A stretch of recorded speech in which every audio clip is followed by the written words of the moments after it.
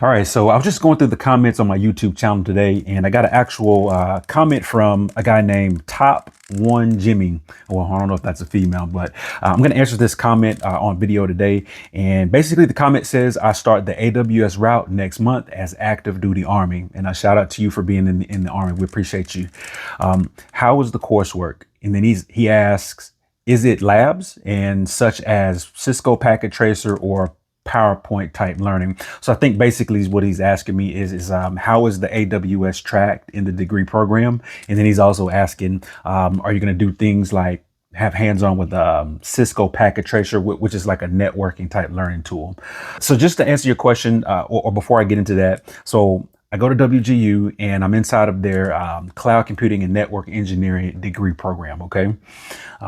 They have two tracks, or actually they have three tracks. They have the general track, they have the AWS track, which is Amazon Web Services, and then they have the Microsoft Azure track. All right. So I'm doing the AWS track. The third track is the Cisco track, basically, Cisco devices and networking and stuff like that.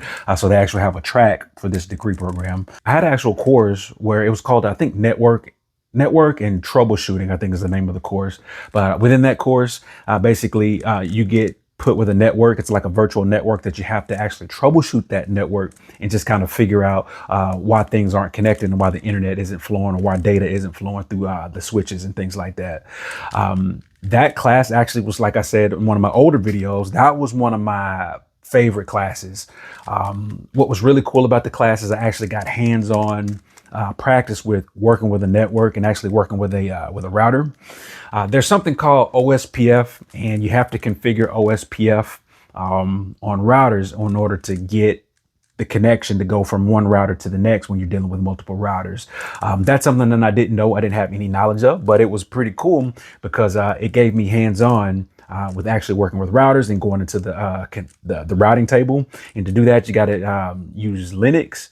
And it was just a good experience. So I'm not going to spoil the whole thing for you.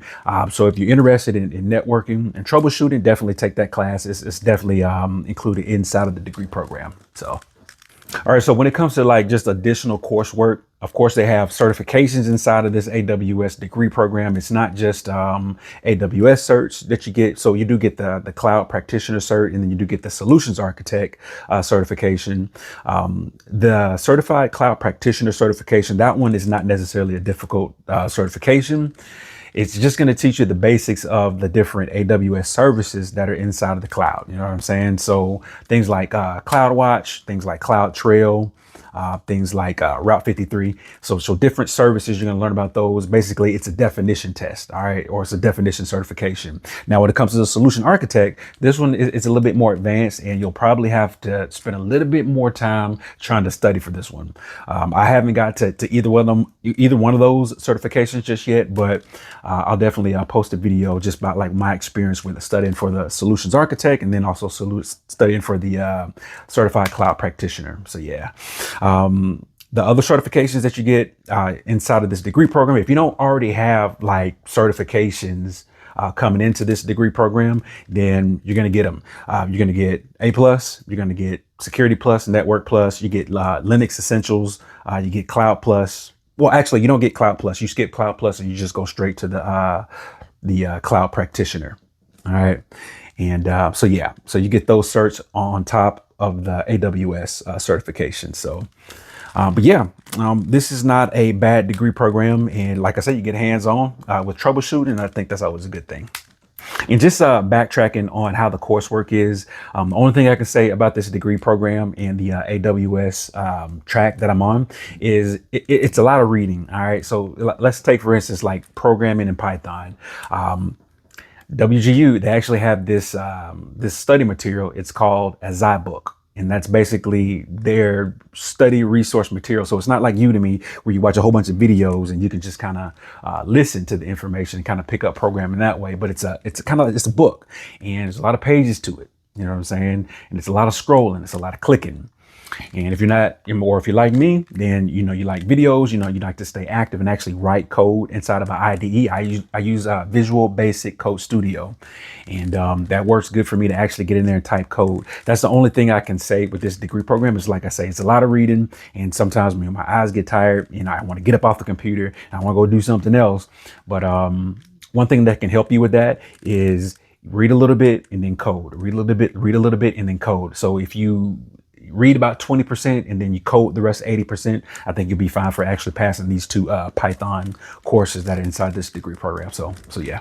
Okay, so now that I've talked a little bit about the coursework that when it comes to this degree program and as far as AWS, let me say this. The coursework is good. If you're going to college and you're taking coursework and you're doing hands-on labs, you want to make sure that you take documentation down on the things that you're doing. The reason that I say that is that degree that you're earning for IT, whether it be a bachelor's or a master's or just whatever, that degree that you're earning, it may not be enough to actually land you a role into whatever position that you're going for. Okay, so you have to be able to leverage what you have. So you go on to school, you're getting a degree, that's good. You spent the time. What you want to do is you want to make sure is that you take your classwork or your coursework or even your capstone that you're going to work on. You want to make sure that you take that and you package it where you can actually talk about that in an actual job interview. And that way you can kind of help leverage.